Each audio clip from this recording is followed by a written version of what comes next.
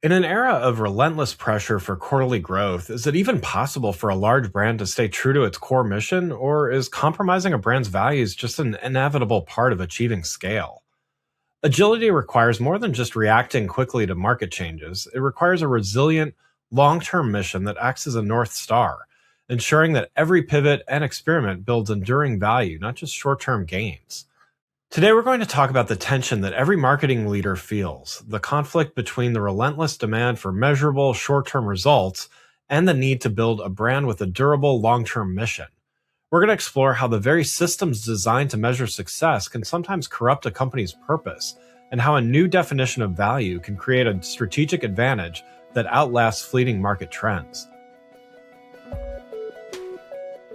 Welcome to Season 8 of the Agile Brand Podcast. This season, we're going all in on expert mode, MarTech, AI, and customer experience, talking with the people and platforms behind the brands you know and love. Again, I'm your host, Greg Kilstrom, and I help Fortune 1000 companies make sense of MarTech, AI, and marketing ops. Hit subscribe or follow to make sure you always get the latest episodes, and leave us a rating so others can find us as well. And make sure you check out our sponsor, TechSystems, an industry leader in full-stack technology services, talent services, and real-world adoption. For more information, go to techsystems.com. Now let's dive in. To help me discuss this topic, I'd like to welcome Eric Ries, author of The Lean Startup and the new book, Incorruptible. Eric, welcome to the show. Hey, thanks for having me on. Yeah, really looking forward to definitely a huge fan of your other book that people might have heard of, Lean Startup. Definitely, looking forward to diving into this book as well. Before we do, though, why don't you give a little background on yourself and your role at the Lean Startup Company? Oh, sure. Gosh, yeah, Lean Startup. I've been working on this now for Lean Startup came out in 15 years ago, so it's been quite a while trying to Yeah. change how startups are built. And I was a tech entrepreneur, Silicon Valley pedigree, like you'd imagine. And the Lean Startup came out of my own personal frustrations being taught like an older management system about how to build companies that assume that startups are just like a miniature version of a big company. And I wrote the book and it kind of took over my life. So, since the book came out, yeah, I've started a bunch of companies, got to build the long-term stock exchange, got to become a consultant to companies all over the world, governments and big mega companies. And basically, like, one of the takeaways from all those experiences is that we live in this world that is like disintegrating around us because so many people are feeling this relentless gravitational pull to short-term thinking, to making the metrics work, to, making money by whatever means necessary. And that pull is eroding the very foundations of their own success. It's actually quite sad. Yeah. Were you, just out of curiosity, were you planning on that book taking off like it did? Oh, I wish I Uh, had that kind of foresight. Yeah, Fair enough. I'll tell you a funny story. I remember, I was an engineer. So I loved writing, but Yeah, I was more writing code than prose. I certainly never imagined being a public speaker or anything like that. yeah. And I didn't really understand how influential those ideas were gonna turn out to be because to me, they were very obvious. I didn't think it was that big of a deal, to be honest. And I remember giving a talk very early on. I did this huge talk at a massive venue at the Moscone Center here in San Francisco. There must have been 700 people in the room for my talk. Yeah. Sold out, packed crowd. I didn't know that was unusual. I just thought, "Oh, that's nice. People came to my session. How Right. cool." I found out later that the other speakers in that time slot were, like, super pissed off at me. And I had agreed to do, like, an unconference Q&A afterwards, for, like, anyone who wanted to come. So I just like, "Okay, whatever." So I, like, get off stage, I get a round of applause. I think that went pretty well. And I'm going to try to find the room where my Q&A session is gonna be, and I get there, and the corridor's all blocked up with people because the room's full, and I'm like, "Oh, man, the previous speaker is still going or something, like, they haven't." And I'm sitting there, like, getting really annoyed, like, I need to start my session, I'm gonna be late, whatever, and a friend of mine comes up to me, he sees me in the line, he's like, "What are you doing here?"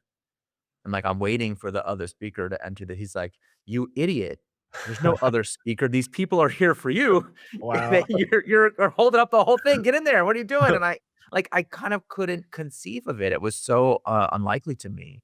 And that was just my first indication that this was gonna become something really big. Now it wound up going even so much further than I could have imagined. It's all over the world and gonna travel to so many continents and do so many cool things from it. So I try to remind myself just This is not some passing fad now. This has been going on for 15 straight Yeah, years, but right. to me, it always seemed a little bit strange. So yeah, it definitely was not any kind of master plan.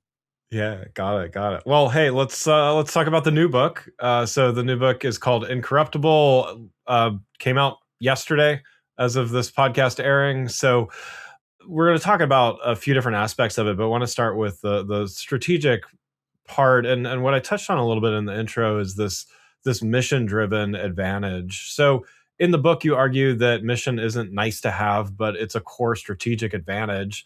So in a world governed by, what you were mentioning early, the quarterly earnings calls, the short term ROI, why is this argument more critical now than ever for leaders at established public companies?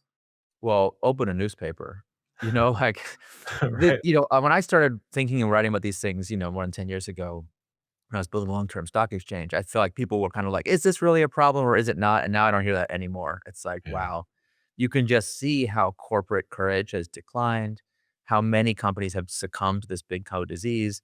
I put all these stats in the book too. There's like the average longevity of companies is collapsing.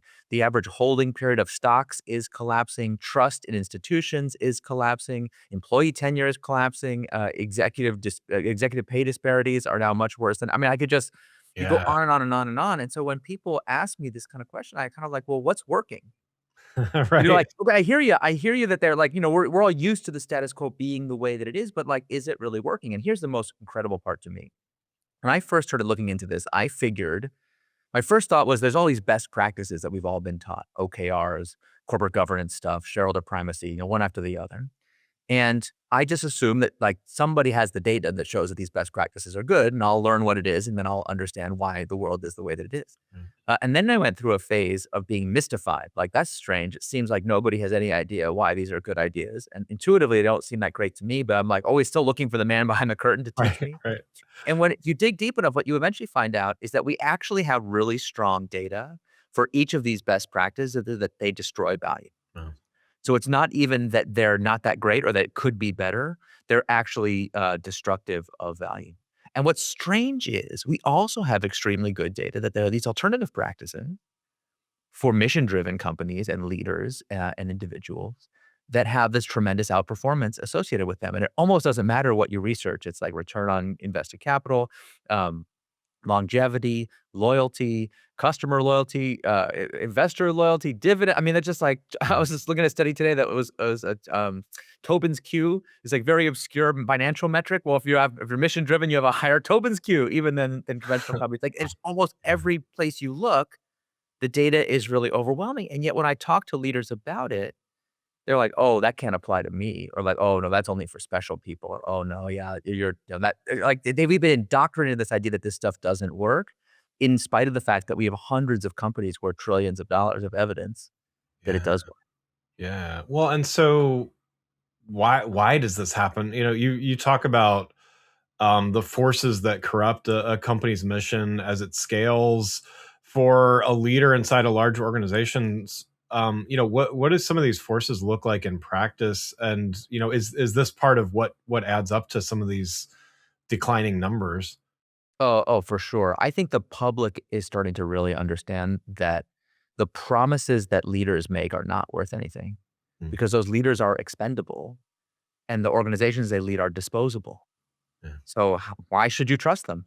right. And so, yeah, like just to be concrete about it, there's a phenomenon Seth Godin calls it trading trust.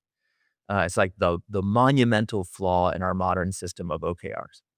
Um, the most valuable asset a company has that appears on no balance sheet and is completely invisible in the way that most companies are built is their trustworthiness.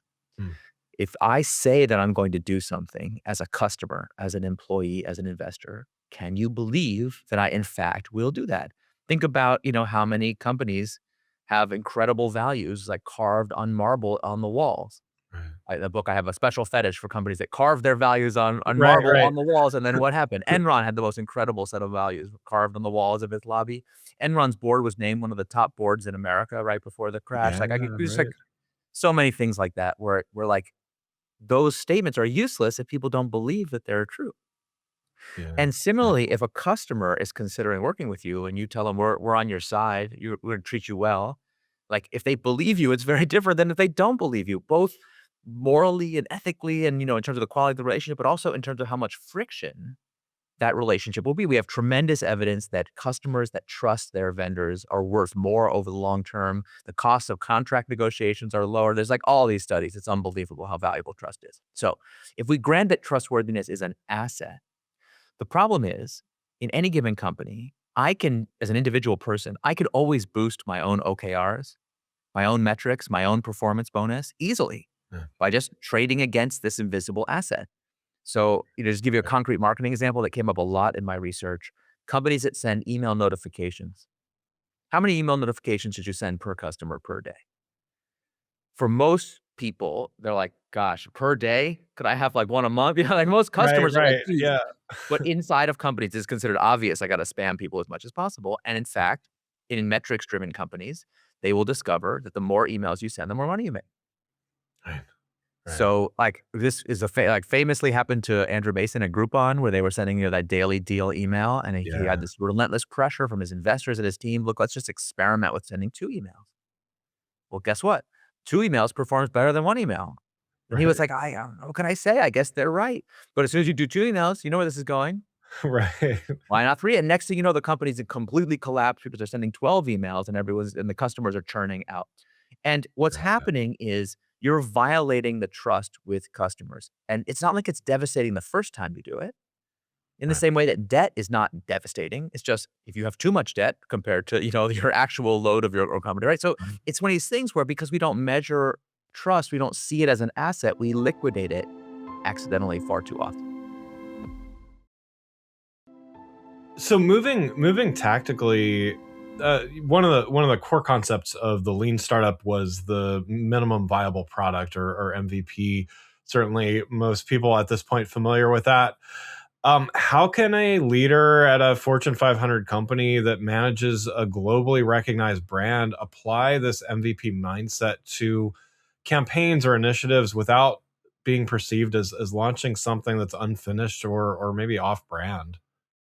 Yeah, this is a really tricky one because it presupposes that customers like your brand to begin with, Yeah, okay? yeah, I've worked with a lot of Fortune 500 companies, and there are certain companies whose brand is exceptional and where, like, detail and polish really matters to the customer, but that is quite rare. We're being really honest. I've been in so many companies where I'm like, "Look, can I talk to some of your customers before I answer this question and get yeah, into yeah. all?" Because like, there is an answer. If you have a really strong brand, you stand for something very specific, there are solutions. You can do it under a different brand. There's all kind of testing. But the first question is like, are we protecting something worth protecting? Right. What do you and I'll never forget, I did this with a company that is very, very, very well known, and they were so offended that I asked this question that they were like, "No, you can't talk to our customers." I was like, "That's cool." This is in the early days of social media, so I was like, "No problem.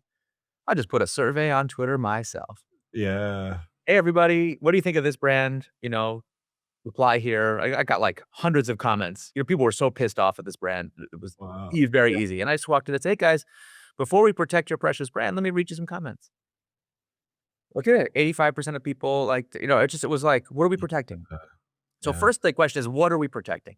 Now, when people hear MVP, they're always worried. Well, but I got liability. Okay, even so, but what about inconsistency? What about this and that? So we have to separate out 2 different dimensions of the problem with an MVP. The first is, how many people are gonna see it? Okay, people are always like, "Oh, if I do a test, everyone's gonna find out." It's like, how? How are they gonna find out? I Right. remember I was working with a company that was a global multinational, and they were doing a regional test. I was trying to get them a regional test in, like, can't remember where it was, like, rural China. It was, like, American company and a different co it was, like, so far away, and they Yeah. were, like, nervous, and I was like, "You really think the doctor in rural China on your mailing list here is the CEO of your competitor on speed dial and is gonna call him up and tell him?" And if he Right. did, he would care or believe, like, what are we talking about? So what are we defending? So the first line of defense is just to show it to a small number of people. Most products can easily be tested with like a small number, a few dozen customers, a few hundred at the most. Yeah. It's very common to just get 1,000 people into a test group. Like that is very, very inexpensive and very low risk. Of course, there are situations where that's not appropriate. Sometimes you need an NDA. Sometimes you need to pick customers who are especially likely not to cause whatever the thing you're worried about is. And of course, the ultimate defense is just don't tell people it's made by you. Put a different Yeah. brand up there. Yeah.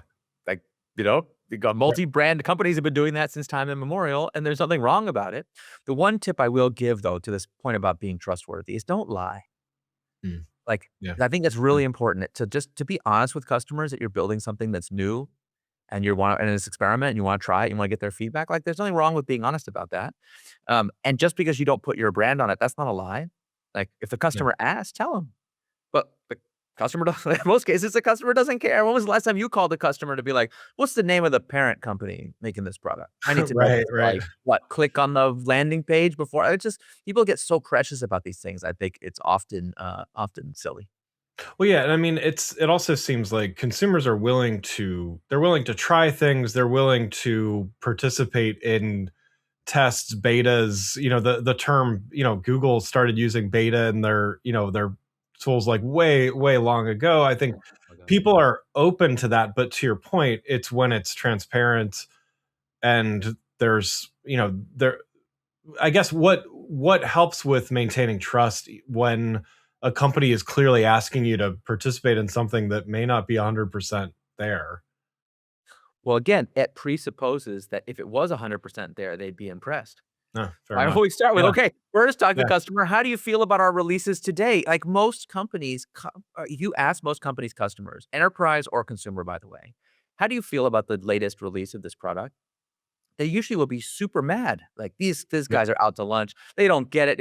Like, so right. you're like, "Well, would you like to be part of a different process where they don't go through their usual brain damage and make it?" They're like, "Oh, sign me up." That sounds how much Right, worse could they make it? Like, right, you will right. really take the customer's perspective. Now, again, there are times when people will be worried about it not being 100%, and obviously it's different if the thing is highly regulated. Everything is different if there are lives at risk, if the thing can explode. I mean, the rules are different depending on what industry and sector you're in. But in general, if you're just transparent with people that you're trying to do something new and you tell them why, Mm, this goes back to this question of trust.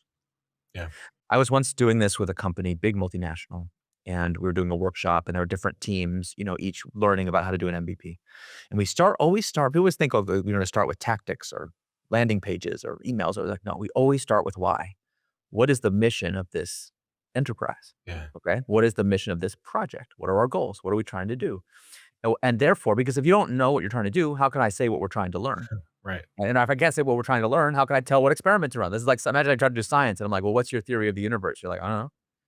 Well, how am I devise an experiment if you don't even have a theory? Like, well, what are we trying to do? Yeah, So I'm yeah. going around, everyone's talking about, okay, this is our customer segment, this is this. And as one team starts talking, and I said, oh, you skipped over what problem are you trying to solve? And they're like, oh, it's very simple. Our market share in this category is 0. So we'd like to solve that problem. I was like, if I call your customers, are they gonna be upset that your market share is too low? Like, that's not a Right. you can't like, so if you're being selfish about it, of course it's not gonna work. But if you're honest and say, "Listen, we really want to create a new thing because reason for person," generally, a person in that category will give you a very honest and direct feedback about what it is. Now, again, Yeah, not everyone's open to change. They're not an early adopter. They might tell you, "I think this sucks. I think it's bad." So you can't freak out when you get that feedback. right. But in general, the reason we do an MVP and not a focus group is to avoid the opinions. We wanna see, just will people in fact respond to the thing? And I could just, I could tell you story after story after story after story of customers who, when finally given the chance to weigh in, were so delighted. Yeah, yeah. Yeah, I mean, it looks like, yeah, there's a willingness to share when there's that trust, as well, so yeah. Yeah, well, and that's it. That's all these techniques. This is one of my biggest findings right in this book. Yeah. Talked about financial gravity as this like fundamental force that pulls against companies and kind of drags them down into mediocrity.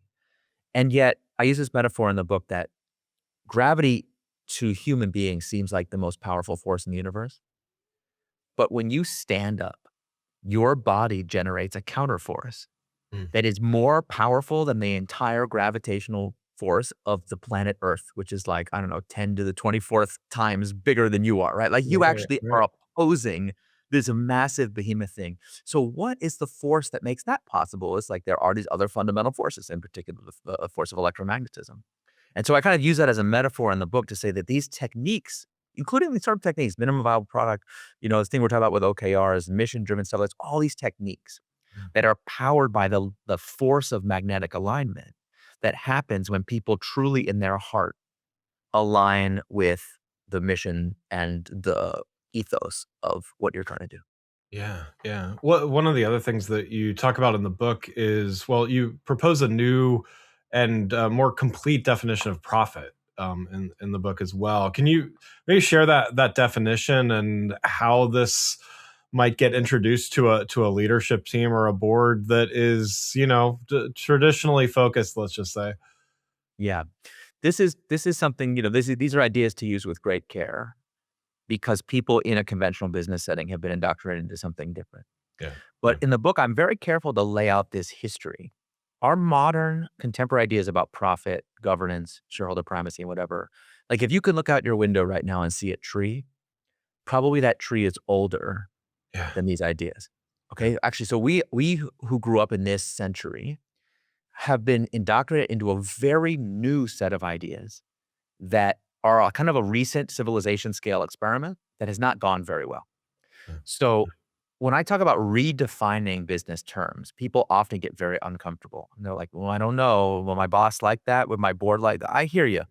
But you got to realize that the people who defined the terms the way we have them now, this is what they did. They didn't create like a new alternative category of terms. They just went in and redefined the purpose of a business, the purpose of management, the definition of profit. So I think we who are the inheritors of those bad ideas have to have the courage to do our own version of that. And so I have this idea in the book I call the builder's intuition that not all ways of making money are the same.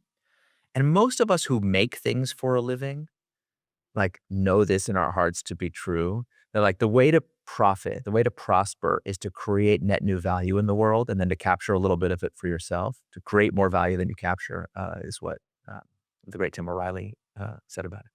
So in the book, I claim that actually the true definition of profit, the one that powers for-profit companies, is the maximization of human flourishing.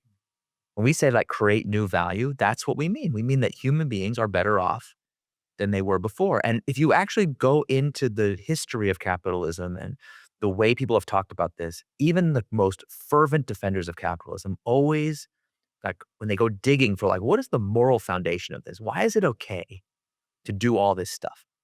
They always hit the same bedrock, which is that uh, when two people engage in a fully informed, consensual transaction, uncoerced transaction, yeah, that creates net new value because both we wouldn't transact unless they were both better off. So that's the magic trick of capitalism that creates all this new value. And they'll always include from Bastiat to Milton Friedman, Adam Smith, every writer on this theme always says with this caveat, well, so long as there's no fraud involved, so long as there's no mm, like as long as there's no XYZ ABC, addiction, slavery, coercion, right, fraud, misinformation, like there's like a list.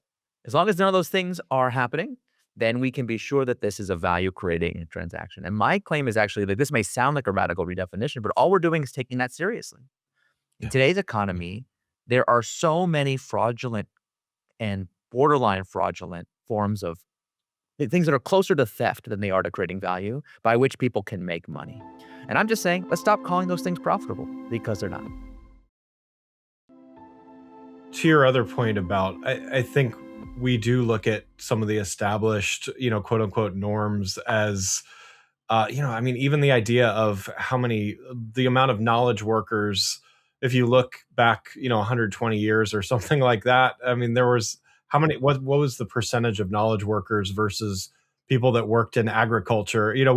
We take it for granted that you sit in a cubicle behind a computer when, how many years has that actually been happening? And, so all those kind of tropes along with, to me they kind of go along with that short-term view and everything like that as well. And so you mentioned your involvement with long-term stock exchange and the I would I'd love your thoughts on, how does a company start towards this long-term view if they're, when so many are thinking short term and beholden to shareholders and boards and all we're not going to get rid of those constructs, but how does a company's, governance or long-term view allow them to do some of these things that really promote long-term brand equity, which is beneficial for the company? Yeah. Now, I don't wanna paint a rosy picture here because obviously, many companies are in deep trouble, Right. as we speak on this issue. They've succumbed to short-term thinking. They're letting the ghost of the market, make their decisions instead of using their own independent and principled judgment. And if you're in a situation like that, the situation is quite difficult. But I promised to the readers at the beginning of this book that every chapter, every technique is something that you can use today. Like there's nothing in the book that says a lot of reform and idealistic books are like once first we change the rules, then this thing. Well, first we get the laws changed. First we get the countries of the world to come together in a global treaty. I was reading a book the other day, or yeah, like all the countries in the world agree to this global treaty on AI safety. Then no, and I Right. listen, I admire people who write about stuff like that. It's actually very important to imagine these more utopian scenarios. But my tendency is to be like, I want to know what I can do today. Yeah. Every Yeah. technique in the book is something that can be done today. But this isn't a fairy tale. It's not like if you magically use the technique, the good guys win. In fact, I tell a lot of stories in the book of times when the good guys lose. Happens all the time. Yeah. But um, if you're in an organization, because this way of thinking and working is more profitable, even in conventional terms, if you are a consistent advocate for doing what's right, your career will prosper. Mm. So when I talk to people, otherwise, well, I'm afraid to tell my boss that I think what we're doing is wrong, or I'm afraid to stand up for this. And listen, there are people in this world who, and I actually talk about this at the end of the book. There are people in this world who live in an income threshold such that their life is very precarious. Yeah. Yeah. And if they were to get fired from their job, they might not be able to feed their family or provide health insurance for a sick relative or something. Okay, so I don't. This is not for them. Okay, such Yeah. people should do what they have to do, and the rest of us should spend a lot more time making their life easier, a lot less time harping on their choices. Okay, Right. but for people who make money above that threshold, and the crazy thing is, we have good academic research on what this threshold looks like. Like in developed economies, like people who make more than, $70 to $100,000 a year are already beyond the hedonic treadmill threshold, Yeah. where additional income gains actually have relatively modest improvements in happiness, if any. And in fact, once you make too much money, you become miserable, as you can learn by watching social media for any. Right. Right. So, what do you have to risk by just speaking the truth? Yeah. And I'll just tell you from my own career, one of the most important days in my career when I look back is a day when I was sure I was going to be fired. I was going into a board meeting. Everyone was super pissed off at me. And there was just a thing that I really thought was right that everyone else thought was wrong. And they wanted me to compromise on it. And I remember I went to a Starbucks nearby and I'm sitting there, I'm like, I got to go to this meeting. I get caffeinated and hyped up. I didn't know better. So I was having this ton of sugar too. So I was like wired to go Wow. to this meeting. And I was like, I'm scared I'm going to be fired. And I was like, okay, let's do a little pros and cons. If I speak the truth, first of all, I might get my way and actually be right, or I might get fired, okay? But if I compromise, are they really gonna be happy? Like, maybe I'll keep my job, but now what? It's not gonna work. So now I'm gonna be complicit in this thing that didn't work, and people are gonna be mad at me anyway. On Right. the other hand, if I get fired for doing the right thing, that will be part of my professional reputation. And I was like, "You know what? And someday in the future, one of these people who were in the room when I stood up and saw that I stood for this is gonna be in a situation like, you know what we need? We need someone who's really obsessed with this principle. Remember that guy we fired? Let's go get Right. that guy. We need somebody that's their thing. At least I'd be known for that's my thing. So I Mm. and I Mm. went into the room and I was like, "Listen, I know everybody disagrees with me about this, but I'm sorry. I think this is right. Let me make my case and you do what you will." And I didn't get fired. They thought it was great. It worked out. Everything worked Yeah. out. But Yeah. like if I had been fired, it would have been okay. And I think people need to be a lot more courageous speaking up for what's right. So I'll just give you, example after example after example in the book. I have tons of these where it's like Mhm. people are like, "Yeah, let's spam the customer." You just Yeah. sometimes you gotta stand up and say, "That's not right." And I try to give the language and the vocabulary. I have a whole chapter about how to talk to finance people about this, a whole chapter about how to talk to legal people. I really try to get into Right. the Right. details of, like, okay, I call these people the torchbearers. In every organization, there are these people that, like, are obsessed with doing the right thing, as it relates to the company's ethos and mission, even if they don't get rewarded for it. And I'm just like, those people live a miserable existence today because every day there's some I was about to use a profanity. There's some person with a spreadsheet walking into their office and be like, "You know what we should do? Let's liquidate our most precious asset in exchange for an extra 5 cents a day because we have Yeah. the you can send an extra email." And it's exhausting. Be like, "No, I know it has higher ROI according to your spreadsheet, but ROI is a stupid metric. We shouldn't use it." Like we actually We have a mission here to make people's lives better. Why don't we just make money by making their lives better? Like, get out of my office, right? It's Right. it's Right. draining and exhausting. So I was like, no, we have to have language and vocabulary to say, look, this person is proposing that we liquidate our most valuable asset. They should be fired. Yeah. Why am I the one who's being fired for standing up for what's Right. right? They should be fired for standing up for the stupidest thing. And in our economy, we're seeing this in every sector. Like in sports, people are like, my local sports team drives me crazy. Same reason. We have this crazy level of hospital errors and readmissions. We have private equity firms who are like firing nurses and destroying patient outcomes because they can make it extra. But you see it everywhere. Right. And part of breaking the spell of this hypnotic thing that we're in is for people to just have the courage to say, no, this isn't more profitable. It's less profitable. And I Yeah. think we should do things that are more profitable. Now, if you get pushback, the other thing I think the other reason people find this very uncomfortable is the most important thing is to deny your attention to the actors that are not aligned with your values. That starts with like, don't consume their media, don't be addicted to their crap algorithms, but also don't work for them.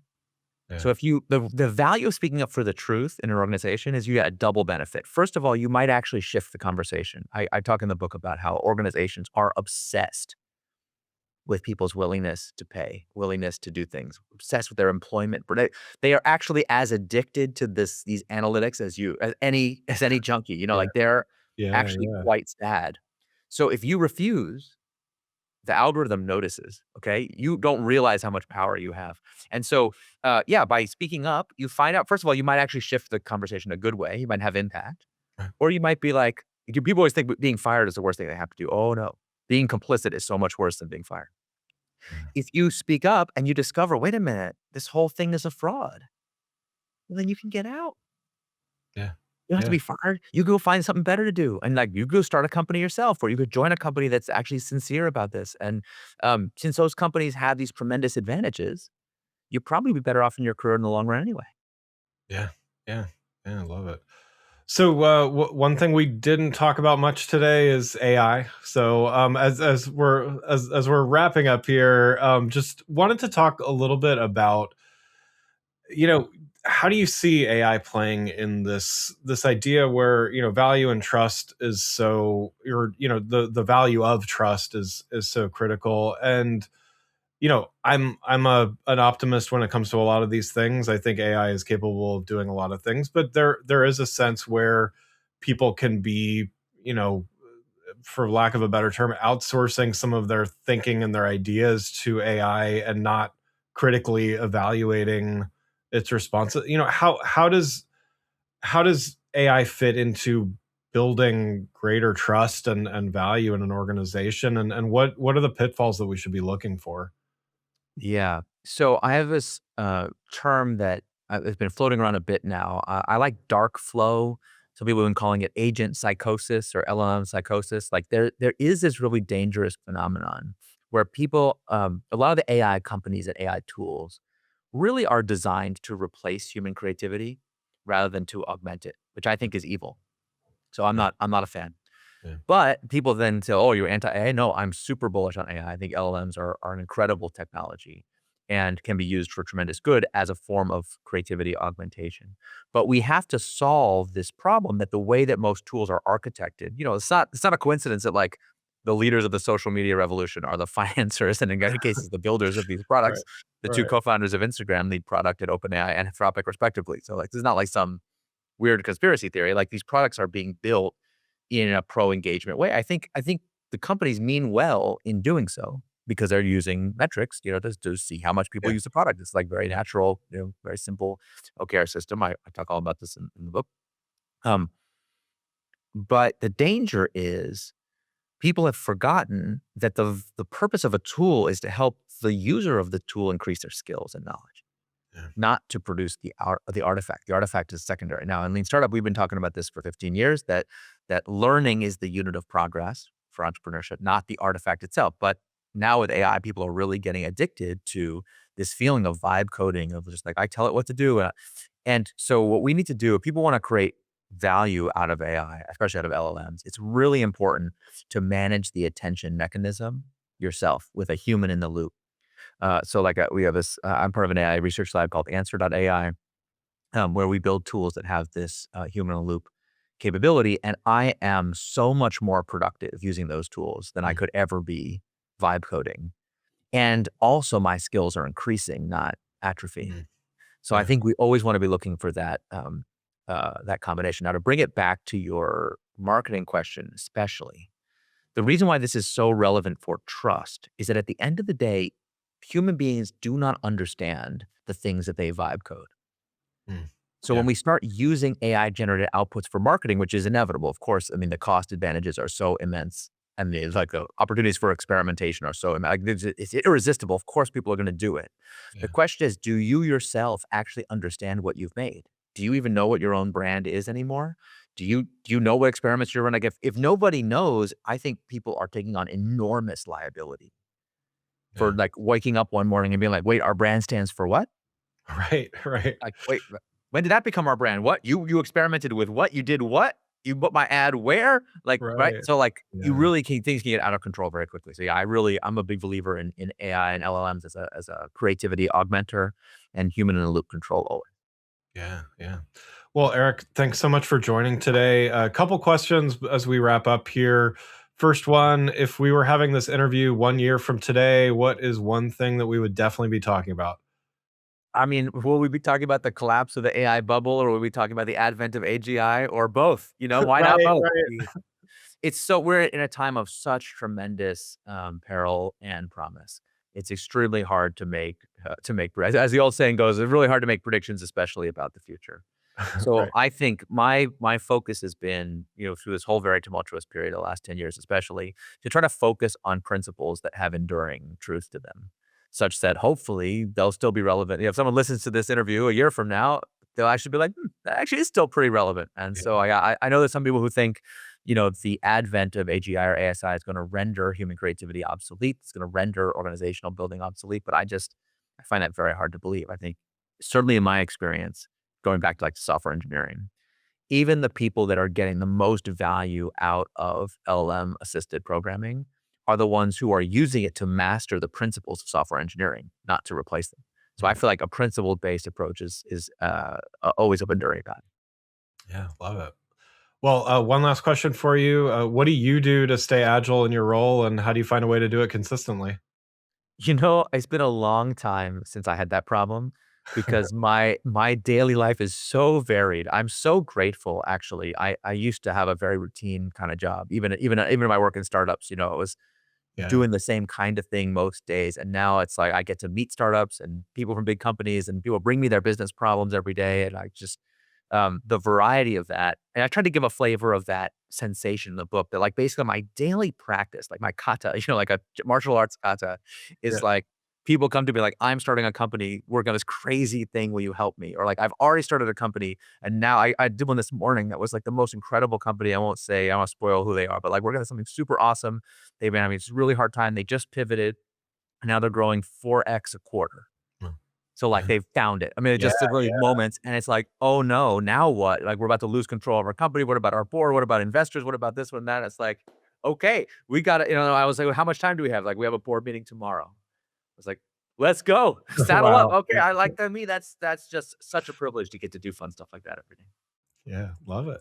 Well, again, I'd like to thank Eric Ries, author of The Lean Startup, for joining the show. You can learn more about Eric, The Lean Startup, as well as his new book, Incorruptible, by following the links in the show notes. This episode is brought to you by Tech Systems. They're leaders in full stack tech services, talent solutions, and helping companies put it all in action. You can learn more at techsystems.com. That's teksystems.com. And thanks again for listening to the Agile Brand Podcast. If you liked the episode, hit subscribe and drop a rating so others can find the show too. And if you're interested in consulting, advisory work, or if you need a speaker for your next event, feel free to reach out. Just visit gregkillstrom.com.